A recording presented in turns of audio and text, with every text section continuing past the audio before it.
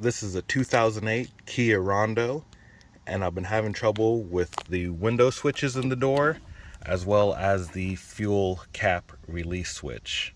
And I've come to find out that the issues are related. Now, I'm going to show you how to bypass the switch and then also how to fix it. Bypassing it's easy. If you get to the gas station and you find your fuel cap will not release, you want to pull this switch out, which you'll have to get a flathead screwdriver or get your nails underneath here and pull it out. And then on the back side here, there's some bare contacts. And if you just take your key and hit it, you're going to release the cap. Now that part's easy. However, if you notice, this has enough voltage that when you do that, it sparks.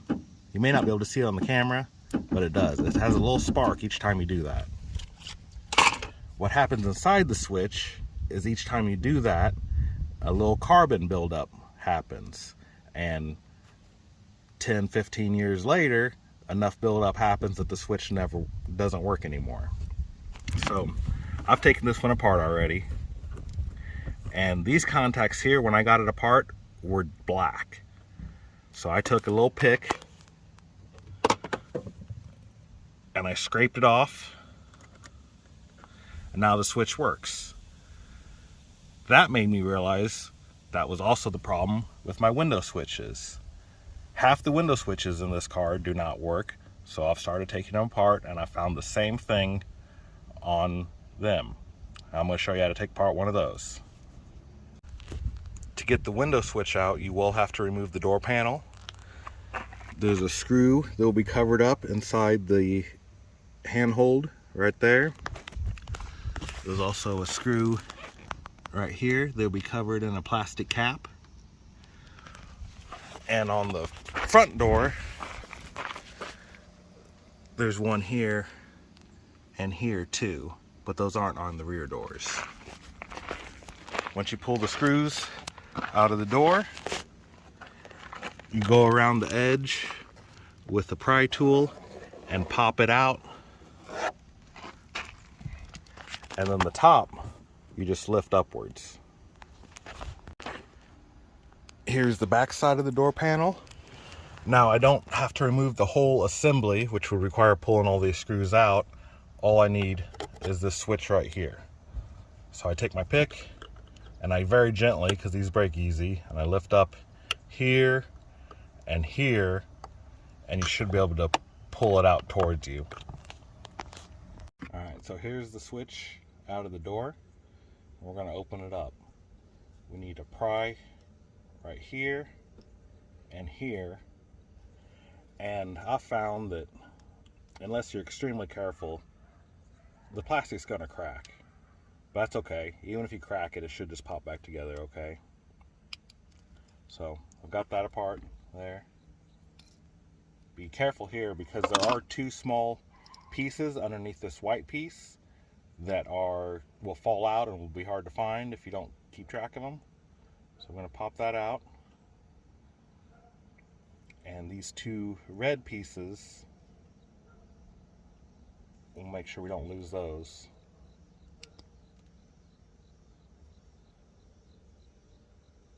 See if I can show them on the camera here. Hard to get to focus. I'll put those to the side. Now here is the switch with the top removed. The contacts that are sparking are underneath this copper part right here. Those red pieces, whenever you move the switch, those red pieces get pushed down.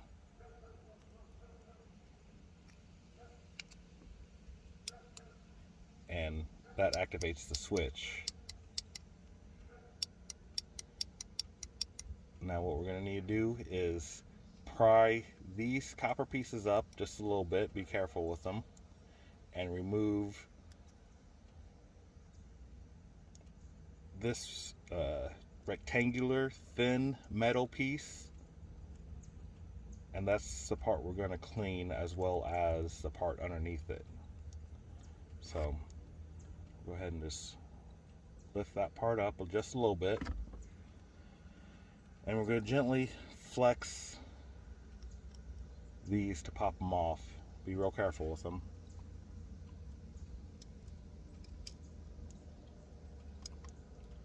So there it is. You can see that's carbon buildup right there, all that black stuff right there, as well as the bottom of this right here has the same thing. So we're going to use our pick and to scratch all that off.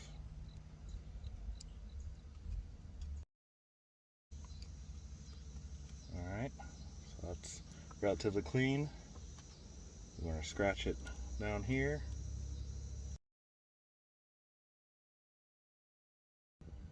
Alright, there we go. See, it's not black anymore. We got to do it to this other side here too. So peel that up just a little bit. Pop that piece out. It's got a black spot on it.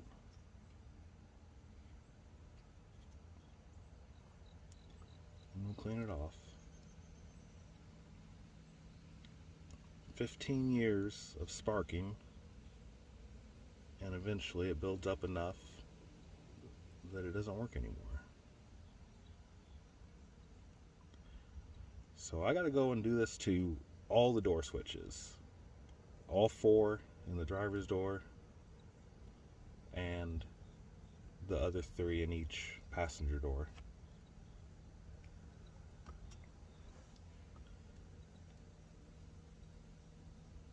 So I do wonder if this is a problem that all of them have, or maybe there's a problem with mine. There shouldn't be enough voltage or amperage or whatever it is to create a spark inside the switch, but clearly there is. So I'm curious if anybody else has one of these. Pull out your fuel cap release switch and jump it, and please let me know if yours sparks just like mine does. I have a feeling they all do this. So I'm going to put this piece back in there, and then bend this piece of copper back down, and we'll do the same with this one.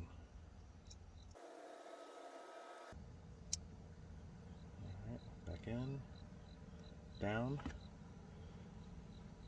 We got our plastic cap piece that just sits on there, snaps into place.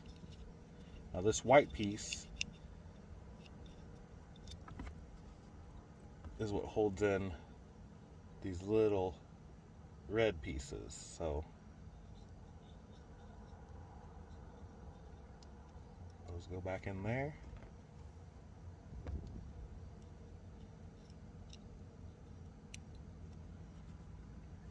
Like that. Now we should have a working switch again. Alright, we got it hooked back up. Now this window before would only roll down. Now it works. Alright, time to do this about 4 more times for the driver door and 2 more passenger doors. Okay, for the driver's side master switch, it does look like we're going to have to remove the whole assembly from the door. I did try popping off this plastic piece here so I can remove just the circuit board and the switches to fix it. However, it seems like the circuit board is held in by one of the switches, so I'm going to have to pull it out there and figure out how to release it. So what I've done is I've removed about half of these screws, only the ones that are around the switch assembly. So now you can peel this back and kind of pop it out like that. And we'll take a look at it together and see if we can fix it. Alright, here we have the master window switch out of the door. So we need to remove the 4 screws right here, here, here, and here.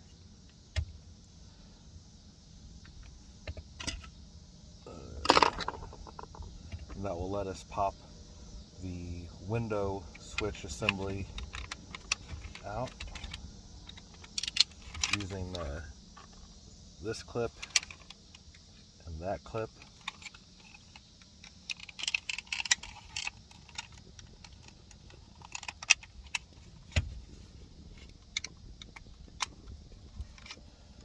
Alright, so that's out.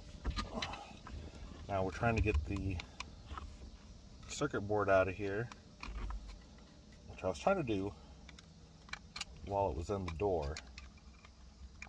I'll show you why I couldn't here. So first, remove this white plastic piece using these tabs here.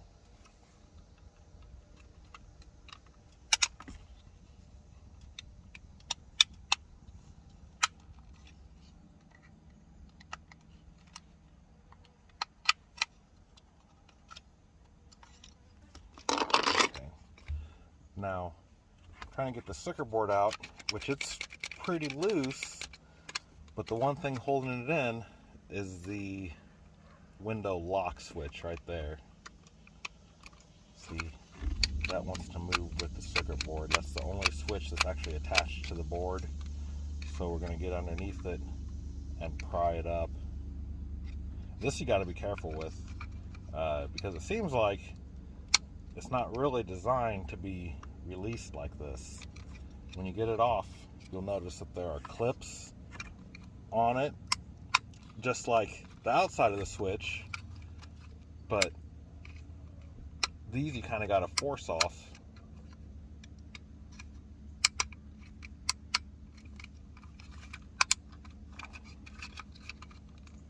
Instead of releasing them properly.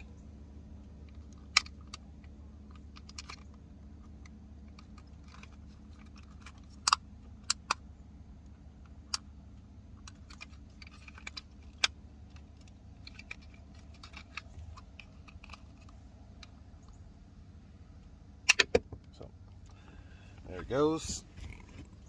Let me see if I can get it to focus.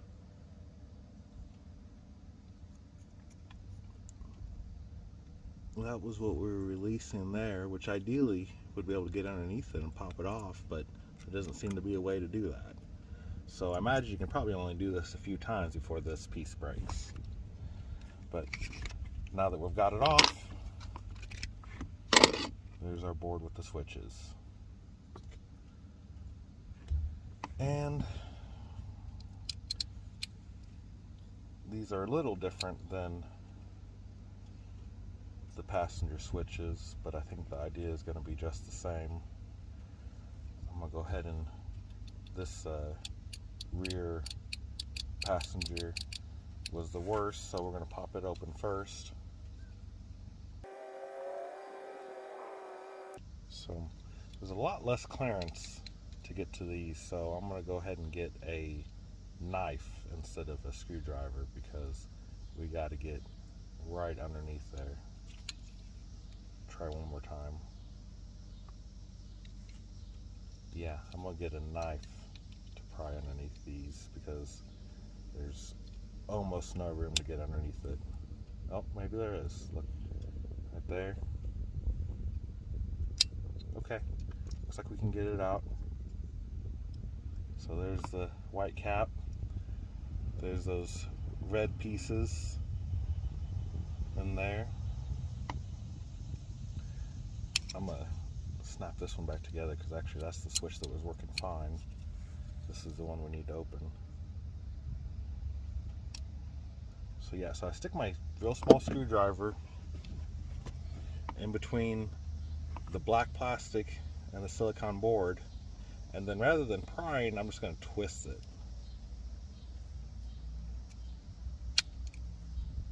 That will allow you to pop it right off. There's the white piece. I'm getting ready to lose the little red pieces, so I'm going to dump them into my hand here.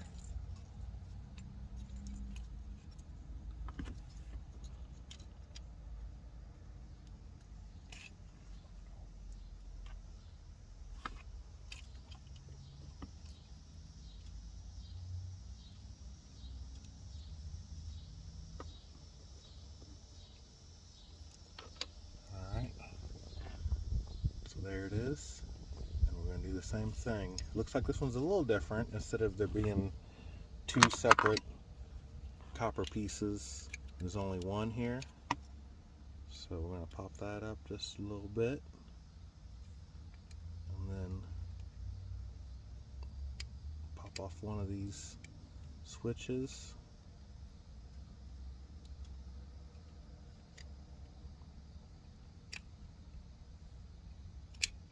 Oop. And lose it. And as expected, it's got a big old black burn mark on it. So we're going to take our pick and clean that one off. There we go. And we need to do the same to the point on the switch itself, which is underneath this little copper piece here. Alright, I don't know if you can see, but she's pretty clean. Pop the other one off.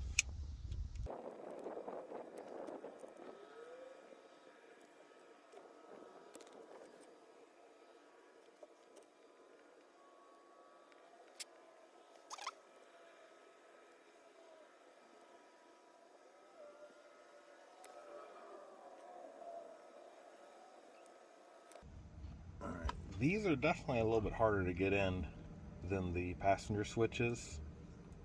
The passenger switches pop in pretty easy. On these, what I would say is lock this part in first, and then this part that's rounded, you can kind of push that and let it flex a little bit until it pops into place. I can show the camera. I've got the rear into place. I'm just going to push this other piece in until it snaps in. There it goes. So we got that one done. And then don't forget to bend this copper piece back down flat. Alright, I think we got a good working switch. I'll go ahead and show you the fuel cap release switch too, since I got it out. It's kind of an unusual switch. It doesn't click at all. It's just a spring and two contacts. So we're gonna pry it up just a little bit here and here. Be careful when you do this, because the spring is not held in by anything. So when you pull it open, the spring can come flying out. So that's the part we saw already. And here is the other end, and there, yep, I just lost the spring. So the spring sits in that little center circle there.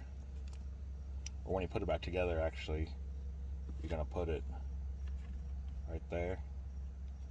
And this this copper piece is loose too. That can come right out. So, and to anybody that's interested in recycling or metal recovery, I'm pretty sure these contacts are silver. So, a little fun fact for you. But when you go to put that back together, so when I took this apart, these were black, that was black. So, cleaned it off, put the spring back in. Whoop.